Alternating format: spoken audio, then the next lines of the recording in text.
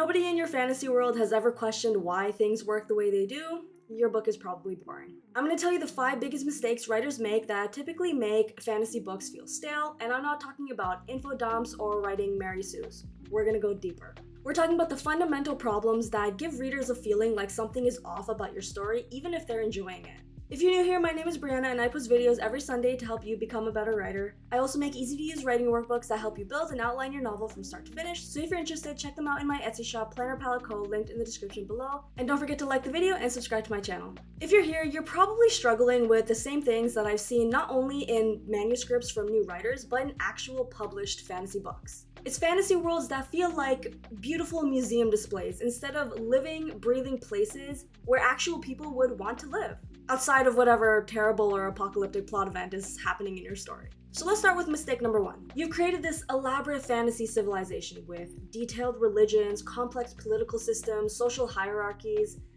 but nothing ever changes. Your culture feels frozen in time. In the real world, people are constantly questioning the status quo. They argue about politics, challenge religious doctrine, fight for social change. Culture is living, it breathes, it evolves, but in most fantasy worlds, everyone just accepts that things are the way they are and has always been. Let's say you've created this fascinating magic system where only noble-born children could access magic. It's an interesting concept. But throughout the entire story, not a single commoner ever questions the system. Nobody wonders why, nobody rebelled, maybe somebody complained, but it never escalated beyond that, or the author never gave it a bigger plot-facing presence. The entire world just accepts this massive inequality without ever thinking, hey, this might be unfair. This is what I would call cultural rigor mortis, where your world is technically alive, but it's not moving. It's not changing. Real cultures have messy movements. They have religious reformers, political dissonance, social movements. They have generational conflicts where younger people reject their parents' values. They have regional differences, class tensions, ethnic conflicts. Now, unless you're planning a 6-book series or you expect your book to be like 150,000 words long, you don't need to include all of these as standalone scenes. Brief passing moments or lines of dialogue that weave in with the rest of the plot can be enough. Or for things that you think are more important, you can give more page time in your story. My point is that your fantasy world needs cultural dynamism. Give your society active debates, evolving traditions, and conflicting worldviews. Show me the progressive faction pushing for change and the conservative faction resisting it. Show me the underground movements and the higher establishments trying to maintain power. Because conflict creates story, and cultural conflict creates the kind of rich, layered storytelling that drops readers into your world instead of making them feel like they're just outsiders looking in.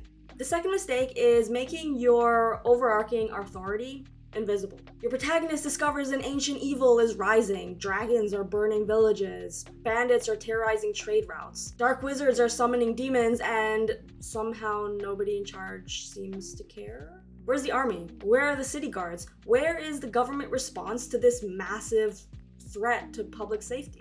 I see this a lot in fantasy. Authors create these massive kingdom-threatening events, but they conveniently forget that kingdoms have systems in place to deal with these kinds of things. Maybe not, apocalyptic level stuff, but they still have systems to deal with threats. If dragons were actually terrorizing medieval Europe, do you really think the kings would just sit around and wait for a farm boy to sort it out? They'd mobilize their knights, mercenary companies, or any military resources at their disposal. Think about the game Skyrim. Love that game. You start out as some rando who finds out that they're the Dragonborn, and the main plot revolves around your journey as the Dragonborn. You're focusing on unlocking your powers and ultimately defeating the main villain dragon, Alduin. But there's also a civil war happening between the Empire and the Stormcloaks. This conflict permeates throughout the entire story, and these authority factions are present everywhere you go. From the commoners and merchants you speak with, to the strategy meetings you find yourself in, to the allies you're able to make that help you pursue your own agendas. In fantasy books, we constantly see these world-ending threats that only our plucky heroes can handle, while the actual authorities are mysteriously absent or incompetent. And this happens because as writers, we know that authority figures complicate our plots. If the king can just send an army to deal with the dragon, then what's your protagonist supposed to do? But the solution here would be to make the authorities a part of the story, not an obstacle to it. Maybe they're overwhelmed by multiple threats. Maybe they're corrupt, or maybe they are incompetent. Maybe they're fighting a war on another front, or maybe they don't even believe the threat is real. But you can't just choose one reason that the authority figure isn't present at the beginning of the story and then not evolve that throughout the rest of the story. If they don't believe the threat is real, they're probably not going to continue believing that as they see evidence of the threat throughout the story. In Skyrim, when the Jarl of Whiterun hears about a dragon nearby, he's skeptical, but he still sends out a small party to check it out. By the time the dragons are a much more known and dangerous threat, all of the government figures are also dealing with this civil war. Their resources are limited, so even though they want to help, you as a Dragonborn have to take on more of a leadership role in the fight against the dragons. The authority is still there, and the protagonist is still the main driver of the plot. So when you're writing your fantasy story, give me a reason why the established authority can't handle the problem. Make it believable, because as soon as your readers start questioning why doesn't the government or the king or the queen or whoever do something about this, you've lost them. Mistake number 3 is making your economy too contemporary. I know, economics is boring, but hear me out, because this is the element that can really tear apart the believability of your fantasy world. Most weak fantasy novels take our current economic system, slap some fantasy terminology onto it, and call it world building. Your characters pay with gold crowns instead of dollars, they shop with merchants instead of going into stores, but everything functions exactly like a modern capitalist society. This is lazy world building. Economics drives everything in a society. Social structure, political power, technological development, even war and peace. If your world has magic, different resources, or vastly different social structures, your economy should reflect that. It shouldn't just be capitalism, but with dragons. If you can instantly transport goods, trade becomes radically different. Prices change, economic systems evolve. If healing magic exists, wouldn't that completely reshape the way healthcare functions? If teleportation magic exists, wouldn't that completely destroy traditional shipping industries? If you can magically create food, wouldn't that eliminate agriculture as we know it? Think about what resources are scarce in your world. What's abundant? How does magic affect production and trade? Who controls what? Where does wealth concentrate? You don't want to ignore these implications entirely. Let's say you have a world with powerful transmutation magic, and your character encounters a blacksmith who's charging a hefty fee for swords even though metal scarcity doesn't exist anymore. This becomes an obstacle your character must face, and the dialogue here gives the reader some insight into how the economy works as a result of this magic. Brandon Sanderson gets this totally right in the Stormlight archive. The spheres hold Stormlight, which is a type of magical energy that makes the currency itself magically valuable. People use empty spheres, dun spheres, for everyday purchases, but charged spheres provide light and power magical devices. The ability to soulcast also affects resource scarcity. Nations that control soulcasters can create food and building materials, which makes them economic powerhouses. One kingdom's power comes from their soulcaster-produced grain. Another kingdom's economy relies on controlling shard blades and military might. As a result, the world feels eternally consistent and believable. When you're writing fantasy, especially higher fantasy that takes place in a completely different world, the economy should feel as foreign and unique as the magic system within it. Don't just change the names, change how the whole system works. And that alone will keep your book from feeling boring. Mistake number 4 is something I've seen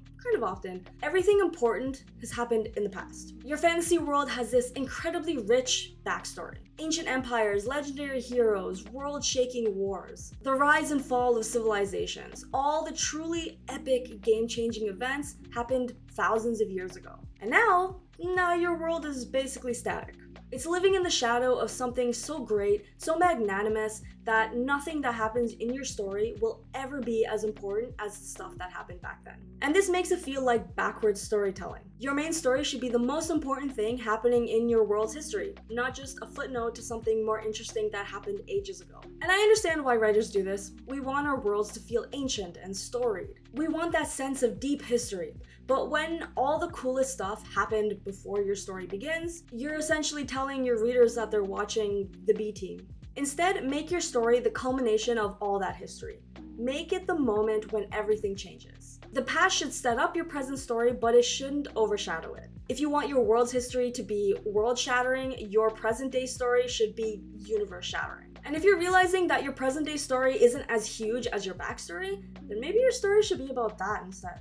In A Song of Ice and Fire, you have ancient history with Aegon's conquest and the Age of Heroes, but the War of the Five Kings and the Return of the Dragons, that's reshaping the world in ways that will echo for centuries. The present story is the history that future generations will talk about. Your protagonist shouldn't be living in the shadow of greater heroes of the past. They should be the heroes that future generations talk about. Mistake number 5 is ignoring your world's own implications. And this is the mistake that separates amateur fantasy from strong world building. You create a magic system or a technology or a social structure, and then you ignore what that actually means for the rest of the world. For example, your world has resurrection magic. Dead characters can be brought back to life. But somehow this doesn't fundamentally change how people view life and death, warfare, crime and punishment, or even basic philosophy. If you want an example of something that does resurrection magic really well, if you watch the show Altered Carbon, that's pretty good at showing how technology that allows you to live multiple lives and transfer your consciousness to different bodies changes the world and changes the way people view death and how religion is shaped from that. Or let's say you have a society where women are equal to men in physical combat because they all wield magic that negates physical strength differences. But somehow all the social structures, cultural norms, and power dynamics still reflect a patriarchal system. When you change one thing about the world, everything else has to adapt. If magic exists, society reshapes itself around that reality. If dragons are real, cultures develop different attitudes toward flight, warfare, and fire. If gods exist and demonstrate their power, religious systems will evolve differently. And this is what makes your world building unforgettable. So how do you avoid these mistakes? First, ask why about everything. Why does your society work this way? Why do people accept these conditions? Why hasn't someone tried to change the system? Keep asking until you find answers that feel right for your story. You also want to think in systems, not just stories. And what I mean by that is don't just create cool individual elements. Think about how they interact with each other. How does your magic system affect your economy? How do your political structures respond to external threats? How do cultural values shape individual behavior? And lastly, make your world dynamic, not static. Give your societies active tensions and ongoing changes. Show me the conflicts that are happening right now, not just the ones that happened in the past. Think about it. If the best version of your fantasy world suddenly became real tomorrow, would you actually want to visit it or even live there? And not as the hero of the story, but as an ordinary person trying to get by. And by best version, I mean there's no apocalypse happening or anything, it's just an ordinary day in your world. If the answer is you feel like you don't have enough information to really imagine yourself in the world, then you might want to fix something. The world of Rashar in Sanderson's Stormlight Archive is a pretty devastating place to be, with terrible high storms and giant creatures, but I would absolutely want to go there if I could. I would want to see how Spren look. I would want to hold charged spheres in my hand.